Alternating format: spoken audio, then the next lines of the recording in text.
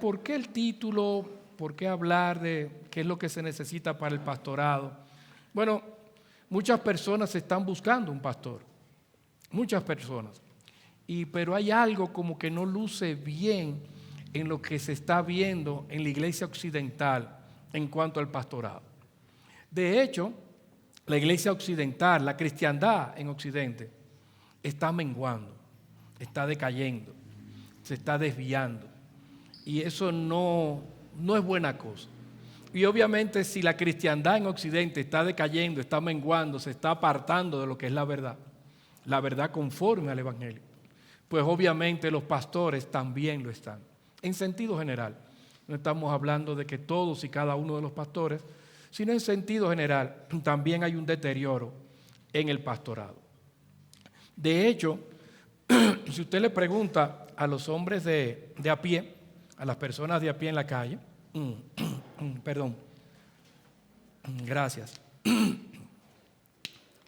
Parece que el frío me ha dado más de lo que yo pensaba. A veces que uno pide un bravito. No, el frío no me ha hecho nada. Parece que sí. Si usted habla con las personas en la calle, las personas de a pie, aquí en Bogotá, en Colombia, Costa Rica y en otros sitios, pues eso es muy común usted encontrar que los pastores no son más que un grupo de ladrones, de sinvergüenzas, de aprovechados, que están explotando a la gente con el dinero, que viven como príncipes explotando a la congregación, etcétera, etcétera. Hay escándalos de abusos de poder también, son personas cuya palabra, eso hay que obedecerlo a ojos cerrados, ¿no? Lo que dijo el pastor, el ungido, el gran hombre de Dios, pues eso es así, independientemente de lo que diga la Biblia. Son hombres de un carácter fuerte en muchas ocasiones, manipulan a las personas y ahí son abusos de poder lo que estoy relatando.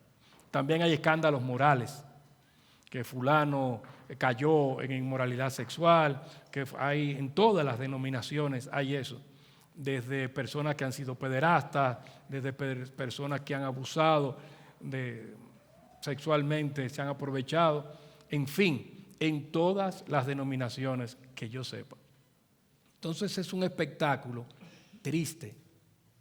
La Biblia muchas veces está ausente del púlpito. Son más cuentos, anécdotas, visiones, pareceres, teorías, conceptos filosóficos, psicológicos, pero la Biblia no es el fuerte. Pero no habrá entonces pastores buenos, pastores que prediquen la palabra. Sí, los hay. Y fíjense estas estadísticas interesantes entre los pastores buenos que predican la Biblia, que hacen su mejor esfuerzo por predicarla con sinceridad de corazón. Más del 70% del pastorado ha sufrido depresión o burnout. Se han quemado emocionalmente por las demandas del pastorado. De hecho, en los Estados Unidos se considera que una de las profesiones, de los oficios, que mayor presión psicológica y mayor presión de estrés tiene es el pastorado. Y obviamente eso se refleja en esta data. Más del 70% ha caído en depresión y burnout. De hecho, algunos, lamentablemente, hasta han caído en suicidio. Y eso ha comenzado a desarrollarse una serie de ministerios para ayudar a los pastores que están ejerciendo este oficio. No hay relevo disponible para la generación anterior. No se ve con claridad.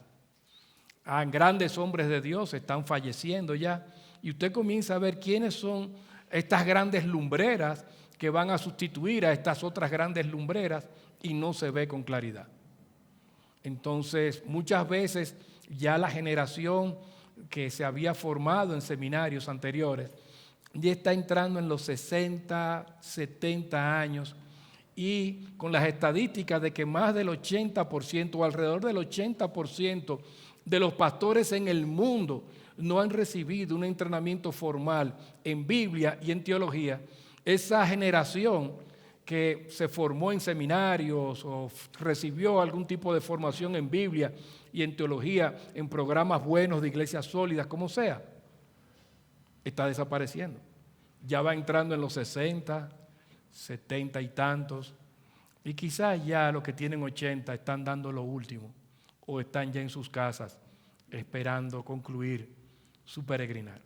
¿Y quiénes son los que lo van a sustituir? No se sabe. No se sabe. Pero hay algunos que están subiendo al pastorado y eso es bueno, jóvenes que se están dedicando al pastorado, que dicen Dios me ha llamado y salen de los seminarios y arrancan a plantar una iglesia o les ofrecen un trabajo como si fuera un trabajo, porque hay veces que sobre todo en los Estados Unidos se maneja casi como si fuera un trabajo en la selección de personal y van allá a esas iglesias estos muchachos jóvenes recién graduados con muchos deseos de corazón de echar hacia adelante en una iglesia, y las estadísticas nos dicen que muchos de ellos abandonan el ministerio antes de los 2 años. Antes de los 2 años. ¡Wow! Es un panorama triste. Un panorama triste. En pocas palabras, no se encuentran con facilidad pastores moldeados por el Evangelio. No se encuentran con facilidad pastores moldeados por el Evangelio. Richard Mayhew dice lo siguiente, para que vean que no es una idea propia. Dice, los cambios que comienzan a verse podrían marcar distintivamente a la iglesia del siglo XXI. Un número creciente de evangélicos respetados creen que la presente dirección de la iglesia hacia ser menos bíblica y más aceptable entre los hombres la llevará a ser finalmente una iglesia condenada por Cristo. Los evangélicos deben decidirse entre 2 alternativas. La primera es un acercamiento al ministerio que es característicamente, pero necesariamente necesitado de base, centrado en el hombre, llevado por el consumismo y culturalmente definido. Depende y cambia según las direcciones en psicología y sociología, científicamente, entre comillas diría yo, validado. Relevante para la atmósfera contemporánea orientada por los medios de comunicación y computarizada. La segunda opción presenta un ministerio centrado, enfocado en Dios, bíblicamente definido y que da la prioridad a las Escrituras. La iglesia debe evitar en su ministerio la ruta amigable al usuario, porque su destino es predecible. Dentro de una generación, o como mucho 2, las iglesias perderán su dirección y vida espiritual. La iglesia está en un peligro creciente de igualar la religión con la cristiandad y el hecho de asistir a la iglesia con la salvación. Por todo lo anterior, ya se te cierra Mayhew su cita, por todo lo anterior, mis queridos hermanos, al buscar un pastor debe ser uno que sea moldeado por el Evangelio. Es una situación difícil, por lo regular se busca gente se buscan líderes, gente que puedan entretener, que tengan habilidades de oratoria, que puedan impresionar al público. Quizás lo pueden buscar con ciertos títulos académicos rimbombantes, pero realmente no conforme al corazón del Evangelio. Que sean pastores moldeados por el Evangelio de Cristo. No es la erudición lo que nos va a llevar a ser fieles a Dios. No es las tendencias modernas y contemporáneas. No es hacer benchmarking o cualquier otra palabra inglesa, ¿verdad?, que pueda pegar. Porque hay iglesias, yo no quiero juzgar, no es eso lo que he venido aquí en esta mañana. Yo no he venido a ser, Dios no me ha erigido a mí como juez, ni como portero del cielo para decidir quién entra y quién no. Para beneficio de mis enemigos, no estoy ahí como portero del cielo, ¿verdad? Por eso es que no ponen a uno como portero del cielo. No, pero hay iglesias que hacen benchmarking para ver por qué esta iglesia triunfó y pueden aplicar esta otra cosa aquí como un mercadeo. a qué perfil de público van, cuál es la estrategia de comunicación que se debe de seguir para llegar mejor a este perfil de público. Y ya son estrategias de mercadeo, de perfil, de estratificación, demográfica, etcétera. Y se está pareciendo más la iglesia a una empresa, a un consorcio, que al pueblo de Dios. Y eso es lo que estos autores están diciendo. Eso va a hacer que la iglesia, en una generación o dos, puede que crezca en número, pero definitivamente estará apartada del Evangelio de Cristo y será una iglesia muerta. Puede ser iglesia de 15,000, 20,000 personas. Yo no sé, 100,000, ponga usted el número. Ponga usted el número que quiera. Y si no tienen el poder del Evangelio, son iglesias muertas. Y eso es lo que está diciendo el autor. Entonces, ¿qué es un pastor moldeado por el Evangelio? Si es tan necesario esto, ¿qué es un pastor moldeado por el Evangelio? Y nuestro texto de Hechos comienza a describirnos qué es un pastor moldeado por el Evangelio. En Hechos, capítulo 20, el versículo 17, nos dice: desde Mileto mandó mensaje a Éfeso y llamó a los ancianos de la iglesia. Y de ahora en adelante vamos a estar viendo los títulos que usa el pastor moldeado por el Evangelio. Porque los títulos son descriptivos del oficio. Entonces vamos a ver los títulos que usa o que se le manda a usar a un pastor moldeado por el Evangelio. Ese término, anciano, que está en el versículo 17, implica que describe a los líderes cristianos desde un punto de vista sociológico, y obispo describe a las mismas personas desde un punto de vista teológico, dice el comentario Pila. Entonces tenemos que presbútero, anciano, Berkhoff lo define de una manera más precisa como una persona mayor, un viejo. No nos gusta utilizar esa expresión, pero sí, ya estamos viejos, a mucha honra estamos viejos, sí, claro que sí. Muchos jóvenes no han llegado a esta edad, así que con mucha honra asumimos la vejez, claro que sí. Realmente tenemos exceso de juventud, si usted quiera, pero estamos viejos. Entonces, aquí Berkhoff, en aquella época cuando escribió este teólogo, no tenía inconveniente con decir, denota que a hombres viejos, ancianos, ¿qué va a hacer? Joven, no, un anciano, un viejo. Oficiales que funcionaban en la sinagoga. Son personas que se destacan por su experiencia y por su sabiduría. Entonces, un pastor moldeado conforme al Evangelio debe ser alguien con experiencia y con sabiduría. Tanto sabiduría de Dios que pueda aplicar la palabra de Dios a la vida diaria. En Hechos 20, 28 se nos da un par de títulos más. Si ustedes ven, dice aquí, el Espíritu Santo les ha hecho obispos. Y dice más hacia adelante, para pastorear la iglesia de Dios. Obispo y pastor. Noten que anciano, obispo y pastor se está refiriendo en este contexto a la misma persona. De hecho, son títulos intercambiables. En el mismo texto se está refiriendo a la misma persona como anciano, obispo y pastor. ¿Un obispo qué es? Un obispo es alguien que puede mirar por encima de la situación. Sigue diciendo Berkhoff, que significa inspector. Es decir, es alguien que destaca por la capacidad de supervisar, tiene experticio, sentido común, sabiduría, inclusive práctica de la vida. Tiene la habilidad, es como un administrador. Apunta mucho a esa facultad de poder ver todo lo que está sucediendo y poder ir resolviendo un problemita aquí, un problemita allí, algo allá, vamos a hacer esto. O sea, ese tipo de persona es alguien que conoce también a sus ovejas.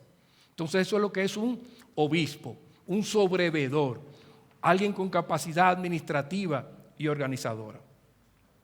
Pero en el 28 también nos dice que es un pastor. Nos dice Newton Field, tenía el encargo, los pastores, no tan solo los de oficio de las ovejas real, sino pastores como título de los líderes de la iglesia. Dice, Phil Newton, tenía el encargo de velar sobre el rebaño que había sido confiado a su cuidado. Tenían que proveerlo, gobernarlo y protegerlo, considerándolo como la familia de Dios. Esto no es una empresa, es una familia. De hecho, me gusta cuando Phil Newton utiliza el término familia, porque en nuestra comunidad, nuestro lema, eso es lo que dice. Una familia y sigue relatando más cosas. Pero como primero nos describimos, es como una familia. Y eso es lo que es una iglesia, una familia de hijos de Dios que se reúnen. Entonces el pastor eso es lo que hace, los provee, los gobierna, los protege como familia de Dios. Dice que Moisés Silva explica que la literatura griega usó ese término de forma literal y figurada. Metafóricamente expresaba dirección y aprecio. Y eso es lo que hace un pastor. Dirige, aprecia, trata a los demás como familia. ¿Como familia de quién? Como familia de Dios. Hay un trato de cuidado, de aprecio. Eso es lo que es un pastor. El mismo Newton amplía sobre el concepto de pastor en el Antiguo Testamento. Dice, el énfasis sobre Dios, el Señor como pastor, comunica su presencia, su cuidado, su provisión de alimento, su consuelo, su protección, su guía, su liderazgo y su provisión. Cualquier uso futuro de la metáfora del pastoreo para quienes sirven a su rebaño deben relacionar estas características con el ministerio pastoral. Cuidado, provisión, consuelo. Noten que no estamos describiendo con estos títulos a una persona erudita que merece una gran distinción, a alguien elevado sobre el nivel de los mortales. No. Estamos hablando de alguien que tiene un cuidado por las personas, que las valoran por quienes son. Familia de Dios, no dictadores. Gente que se compadece, que imitan a su Padre Dios. Y hemos visto cómo desde el Antiguo Testamento Dios se revela como Padre y como pastor. El Salmo 23 es muy conocido. Es muy conocido. Y es el buen pastor. El buen pastor. Jehová es mi pastor. Nada me faltará. En lugares de delicados pastos me hará descansar. Junto a aguas de reposo. Y así sigue el Salmo. Aguas de reposo me hará descansar. Me protege de mis enemigos. Dice, preparas mesa delante de mis enemigos. El bien y la misericordia me seguirán todos los días de mi vida. Y en la casa de Jehová moraré por largos días. Termina el Salmo. El pastor que le sirve al gran pastor de las ovejas, como dice Primera de Pedro 5, tiene que mostrar eso. Tiene que mostrar eso. Noten que no estamos eligiendo a alguien superior al resto de los mortales. Ahí tenemos entonces los títulos que usa un pastor moldeado por el Evangelio. Pero tenemos más. Vamos a ver ahora la descripción del oficio del pastor moldeado por el Evangelio. La descripción del oficio del pastor moldeado por el Evangelio. Ya hemos visto los problemas que ha habido y lo difícil que es encontrar pastores moldeados por el Evangelio. Ya hemos visto los títulos que usa un pastor moldeado por el Evangelio. Y ahora vamos a ver la descripción del oficio del pastor moldeado por el Evangelio. Parecería como si uno estuviera redactando un anuncio de búsqueda. Se busca a alguien, ¿no? Pues bueno, ahí tienen la descripción del puesto, más o menos el título que usa. Y ahora vamos a ver la descripción del oficio. ¿Qué es lo que debe de hacer? En el versículo 19 empieza a decirnos algo. Dice al apóstol Pablo que he servido al Señor con toda humildad. Con toda humildad. Con una mente baja. No en cuanto a intelecto, sino que sabe controlar sus emociones. no tiene pensamientos sobre sí mismo más elevados de lo conveniente. Tiene un modo de pensar humilde que no atropella a los demás. Entonces, eso es la característica de un pastor moldeado por el Evangelio. Se sirve al Señor con toda humildad. Lo segundo que tenemos en el verso 20 y 27 es un término que, si usted nota ahí, dice testificando, dice no rehuir, perdón, estamos en el 20 y en el 27. Dice, bien saben cómo no rehuí declararles a ustedes nada que fuera útil y de enseñarles públicamente y de casa en casa. Y el 27 nos dice, no rehuí declararles todo el propósito de Dios. Es la misma expresión, no rehuí. Pero es una expresión interesante porque él no está diciendo, yo les declaré en sentido positivo, sino que está diciendo en sentido negativo, no les rehuí. Y yo no sé, eso es un recurso en retórica que de aquella época, pero es lo mismo al día de hoy. Este recurso de retórica en aquella época lo que mostraba era que el orador iba a presentar algo, una verdad confrontadora, pero que no estaba rehuyendo la responsabilidad de presentarla. Era más cómodo no plantearlo, pero él no rehuyó plantearlo. Hay gente que dice, bueno, mira, dale esta noticia a fulano. Bueno, ¿y quién se la va a dar? Porque yo no quisiera dársela, ¿no? Ese tipo de actitud, yo no quiero dar esa noticia, es la que está diciendo Pablo, yo no hice eso. El Señor me dio que entregara esta noticia y hay partes buenas y hay partes confrontadoras. Yo lo expuse todo. Yo lo dije todo. No rehuí, no entré en temor poder explicar todo lo que dice el Señor Jesucristo. Pero no solamente fue que no rehuyó, todas las verdades, las que pueden ser buenas o positivas según la gente entiende, y las fuertes, que por amor al alma de las personas lo declaró sin tener temor. No solamente eso, sino que nos dice más o menos el tipo de público. Dice, nada que fuera útil enseñarle públicamente y de casa en casa, o el tipo de servicio más bien. Él está diciendo aquí que no solamente fue a los grandes escenarios, sino también a los pequeños, de casa en casa. Si recuerdan, el apóstol Pablo enseñó en la escuela de Tirano en la mañana y en la tarde, y ahí iba mucha gente, ese era un gran escenario. Sin embargo, él también iba de casa en casa, en los grupos pequeños, como le dicen hoy. Las casas, si ustedes recuerdan, Hechos 2:46 nos dice que se reunían en las casas, y las iglesias eran iglesias pequeñas por lo regular. El área social de una casa de aquella época, de la cultura greca-romana, cogían 20, 30 personas. Quizá una villa romana grande podía coger 100, 120, 130. Ese dato lo hemos dado antes. Por lo tanto, eran grupos pequeños. Y ahí iba el apóstol Pablo, no solamente a los grandes grupos.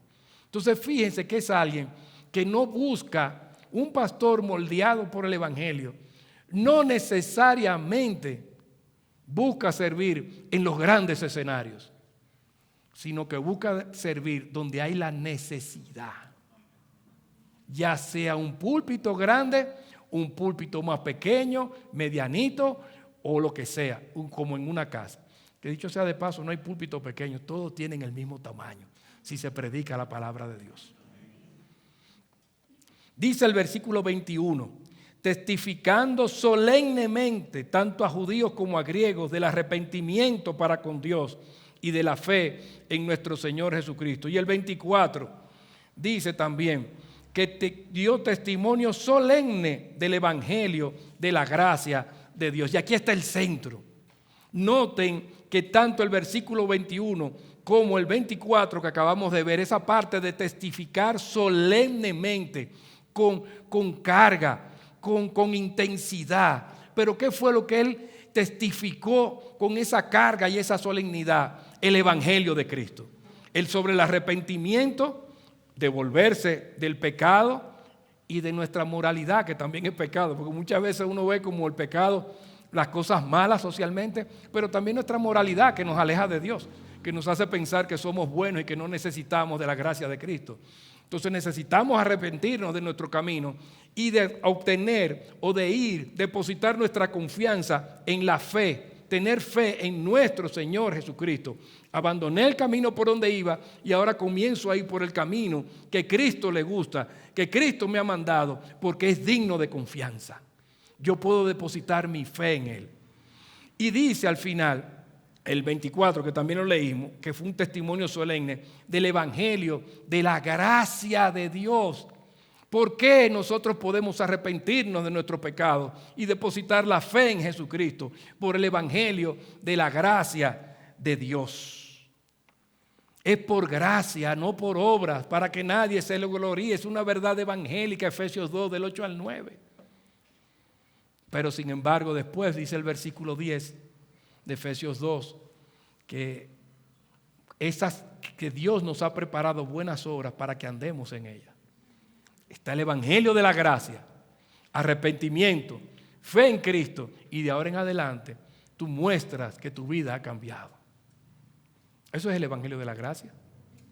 Eso era lo que predicaba Pablo y eso es lo que debe de predicar un pastor moldeado con el Evangelio. Pero fíjense más cosas que dice. El versículo 25 también nos habla sobre su predicación. Porque el versículo 25 nos dice predicando el reino. Y son dos conceptos, el Evangelio y el mensaje del reino de Dios van a la mano. ¿Qué dijo Juan el Bautista? Dice, arrepentíos y convertíos, que el reino de los cielos se ha acercado. Y cuando vino Cristo Jesús, cualquiera diría, bueno, vamos a ver, trae un mensaje diferente. Y Cristo Jesús dijo, arrepentíos y convertíos, que el reino de los cielos se ha acercado. Arrepentíos y convertíos, lo mismo que acabamos de declarar, darle la espalda, arrepentíos y convertíos. Vamos ahora de frente a Dios, depositando nuestra confianza. ¿Pero por qué? Porque el reino de los cielos, el hecho de que Dios reine en la tierra, el hecho de que Dios esté implantando un reino aquí en la tierra que es de Él y que tiene que tener siervos, es una invitación abierta a que las personas sean siervos del gran Rey y Señor de señores que está en el cielo y que controla toda la humanidad. Alguien puede decir, pastor, usted no está leyendo periódicos últimamente. ¿Cómo que el Rey del cielo gobierna toda la humanidad? Mi hermano querido y amado, personas que nos están viendo, si Dios no controlara y no gobernara, usted puede estar seguro, si el diablo andara suelto, como dicen, y si no tuviera ningún control la maldad, estuviéramos fulminados hace tiempo. No existiéramos. Pero dice la palabra de Dios que Dios está teniendo paciencia para que algunos vengan al arrepentimiento y a la conversión. Lo que tenemos es un movimiento subversivo, sin criticar tampoco a nadie con la política, porque esto es una cosa terrible. No es nuestro interés, pero no es un movimiento subversivo. O mejor dicho, lo que estamos viendo es la subversión del ser humano asusado por el mal y por las tinieblas. Eso es lo que estamos viendo. Sin embargo, el mal será destruido. Nosotros conocemos el final de la historia. El mal será destruido en el futuro, en el día de mañana, cuando Cristo venga e implantará su reino visible en toda la tierra. Entonces, por eso está el llamado. Arrepentíos y convertíos, que el reino de los cielos se ha acercado. Está cerca. Cristo viene y es el momento del tiempo de la gracia de Dios para volvernos a Él. Ese es el mensaje del Evangelio y del reino de Dios. Eso es lo que tiene que predicar un pastor moldeado por el Evangelio. El versículo 28, él les dice a los ancianos, tengan cuidado de sí mismos y de toda la congregación. Tengan cuidado de sí mismos y de toda la congregación, en medio de la cual el Espíritu Santo les ha hecho obispos para pastorear la iglesia de Dios, la cual Él compró con su propia sangre. Ten cuidado de ti mismo. Pero no es el pastor. Sí, pero ¿saben qué? El pastor es un pecador, igual que usted. Igual que yo. Todos tenemos debilidades. Por lo tanto, Pablo dice, ten cuidado de ti mismo. Cuídate a ti primero. Cuídate a ti primero. Y también ten cuidado del rebaño. El tuyo, no. Ese rebaño no es tuyo. Ese rebaño es de Dios y fue adquirido a precio de la sangre de Cristo Jesús. Entonces es un rebaño valioso. Ten cuidado de ti y ten cuidado y esfuérzate en cuidar a ese rebaño que Dios te ha dado. Eso hace un pastor moldeado por el Evangelio. Versículo 31 nos dice algo interesante. Estén alertas recordando que por 3 años de noche y de día no cesé de amonestar a cada uno con lágrimas, de amonestar, de advertir, de poner en la mente, pero ¿con qué? Con consejos bíblicos propios para la vida diaria. El pastor no pone o no debe de poner en la mente su propia sabiduría, en la mente de otro. El pastor dijo que de ahora en adelante la transmisión se ve mejor sin luces. Usted no sabe de eso. Para eso hay hermanos que saben de luces, de transmisión, que son hermanos que saben de sonido, de audio. Si yo me pongo aquí a calibrar el audio y las luces, usted puede estar seguro que sale todo negro y no nos escuchamos. Entonces para eso es que están hermanos que saben de eso. Entonces lo que uno tiene que hacer, si como pastor, es poner en la mente de las personas que requieran de algún consejo, el consejo de la Biblia, no el propio. Yo puedo tener excelentes ideas, pero no tengo el derecho de decirle a otro que se viva conforme a ellas. Las conciencias de todos nosotros tienen que estar atadas a las Escrituras, no a lo que yo me invente o a mi propio criterio o consideración. Yo sí puedo dar una sugerencia de mi propio criterio.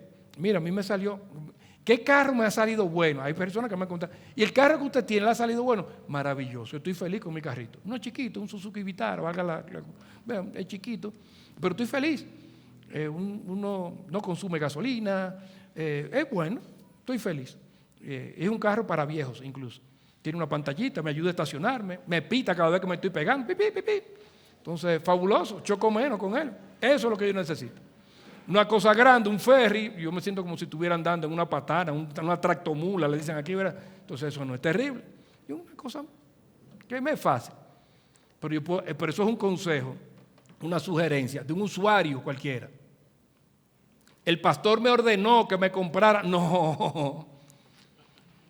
El pastor te dijo cómo le fue a él. Ahora, yo sí te puedo decir, mire mi hermano, ¿qué usted cree? Yo estoy pasando necesidad en mi familia y tengo la oportunidad de robarme $1 millón. No dice la Biblia, no robarás. Pero todo el mundo roba. Sí, pero tú no debes de hacerlo si eres un hijo de Dios. Ahora, ¿por qué usted dice eso? Mira, vámonos a los 10 mandamientos y aquí, lee aquí, no robarás.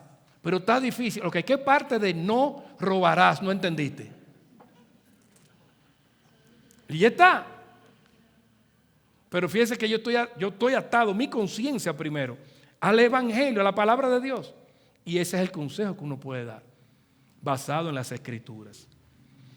¿Qué riesgo tiene esto? Bueno, en el versículo 19 ya vimos que el apóstol había exhortado con lágrimas, nos habla de pruebas, nos habla de intrigas, ¿verdad? Intrigas, complot, acechanzas, planes contra él. En el versículo 23 nos habla de aflicciones y en el 24 nos habla que su vida incluso estuvo en riesgo en determinados momentos. ¿Cuál es el alcance? Versículo 21, él dice que le predicó a judíos y a griegos, es decir, sin distinción de calidad de seres humanos, a todo el mundo. Y con un horario, dice el versículo 31, de día y de noche, con un horario que era prácticamente 24/7. ¿A quién le reporta? Si seguimos con la descripción de puestos. Dice el versículo 24, a fin de poder terminar mi carrera y el ministerio que recibí del Señor Jesús. Le reporta al Señor Jesús. Y en el versículo 28 dice que el Espíritu Santo les ha hecho obispos. Entonces les reporta al Espíritu Santo para pastorear la iglesia de Dios. Les reporta al Padre. Entonces sus jefes a quienes Él les reporta son el Padre, el Hijo y el Espíritu Santo. ¿Cuál es su salario? Bueno, versículo 33 al 35 nos dice que con estas manos me sirvieron para mis propias necesidades y de las que estaban conmigo. O sea que él trabajaba para sostenerse y compartir con los demás. Quiero hacer un balance porque 1 Timoteo 5:18 nos dice que el obrero es digno de su salario. O sea que hay veces que hay obreros que pueden también percibir un salario. Pero noten que y el mismo Pablo lo percibió en un momento dado de su historia. Pero noten que aquí es lo que está diciendo, es que él mismo trabajó para compartir con otros. O sea que es un modelo que también existe. Pablo en un momento trabajó para compartir y en otro momento no. Entonces, ¿de qué estamos hablando? ¿Cómo ha sido esto que usted nos ha explicado hoy, que está diciendo Hechos 20? Porque nos está diciendo que al día de hoy es un oficio desprestigiado, que el pastor no es la gran cosa en cuanto a querer creérsela algo, que es un trabajo que es 24/7 y el ambiente laboral es muy malo. Esta gente está lleno de complot, de chisme, de trepadores. El horario es 24/7 y el salario no hay, sino que uno tiene que poner. ¿Quién quisiera trabajar en una empresa así? Que cualquiera le dice, sí, yo firmo de inmediato. Ustedes ven por qué no parecen pastores. Por lo menos pastores moldeados conforme al Evangelio. Que yo no voy a sacar dinero de esto. No. No voy a ser rico. No. No. Si quieres ser rico, descollar, hay otras cosas. Me voy a morder la lengua para no decir que se metan a la política o algo así, ¿verdad?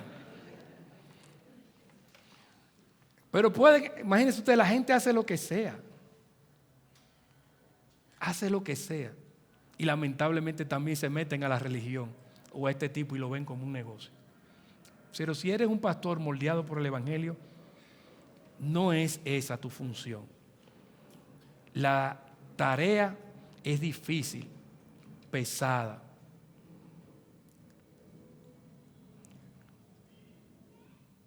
Hasta en riesgo la vida. Sí, hasta en riesgo la vida en ocasiones. ¿Y cómo termina un pastor moldeado por el Evangelio? ¿Cómo termina? Porque debe terminar de alguna forma. Bueno, si lo que uno tiene en mente es un plan de jubilación económico, no lo hay tampoco. No lo hay. Pero si aquí sí dice las Escrituras algo de cómo termina un pastor moldeado por el Evangelio. Segunda de Timoteo 4 dice del versículo 5 al 8. Pero tú sé sobrio en todas las cosas, sufre penalidades, haz el trabajo de un evangelista, cumple tu ministerio, porque yo ya estoy para ser derramado como una ofrenda de libación y el tiempo de mi partida ha llegado.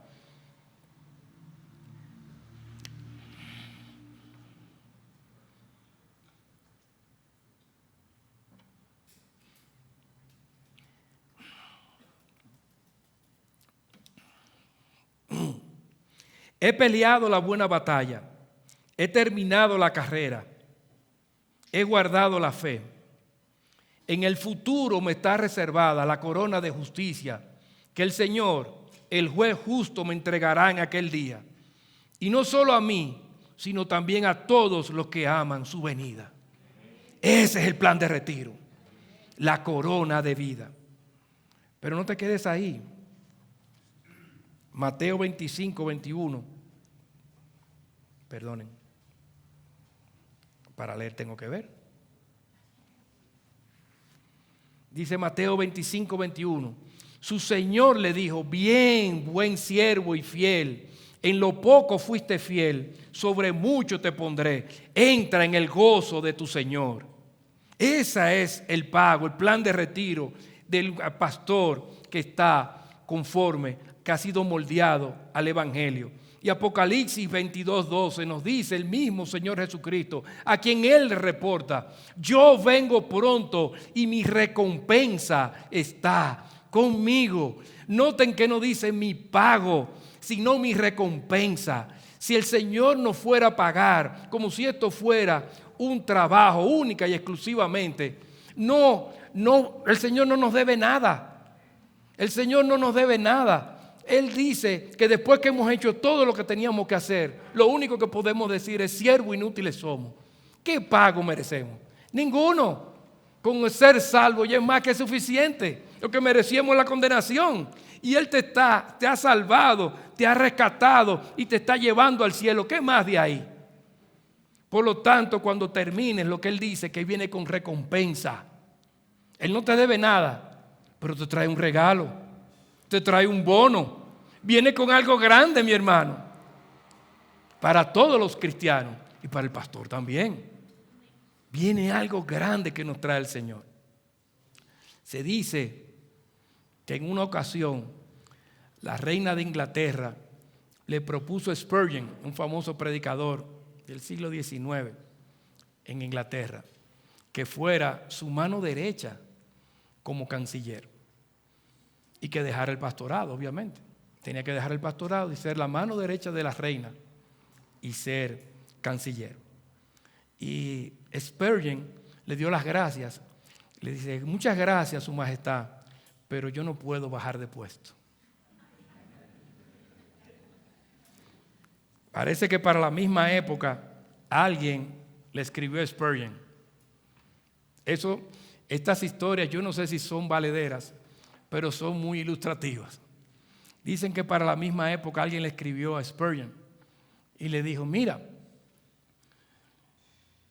si Dios te ha llamado a ser su embajador, no te humilles siendo canciller de la reina. Si Él te ha llamado a ser su embajador, no te humilles siendo canciller de la reina. El reto es grande, pero si hay alguien que tiene el llamado, él es el oficio más noble que se puede cumplir en esta vida. No se ejercerá la perfección, no. De hecho, nosotros somos pecadores, somos humanos, somos igual que tú, mi hermano. Es humanamente imposible de realizar esto, pero eso sí, vas a contar con la compañía del Señor, la guía del Espíritu Santo y el poder del Padre que te va a acompañar. Por lo tanto, si algún día a alguien le toca o a alguna congregación le tocara comenzar a buscar y a seleccionar pastores, búsquenlo en oración, que sean conforme, que sean moldeados al Evangelio de Cristo Jesús. No se lleven de apariencias, que sean personas moldeadas por el Evangelio. Nosotros eso es lo que queremos ser, una iglesia, una familia de fe. Y necesitamos de pastores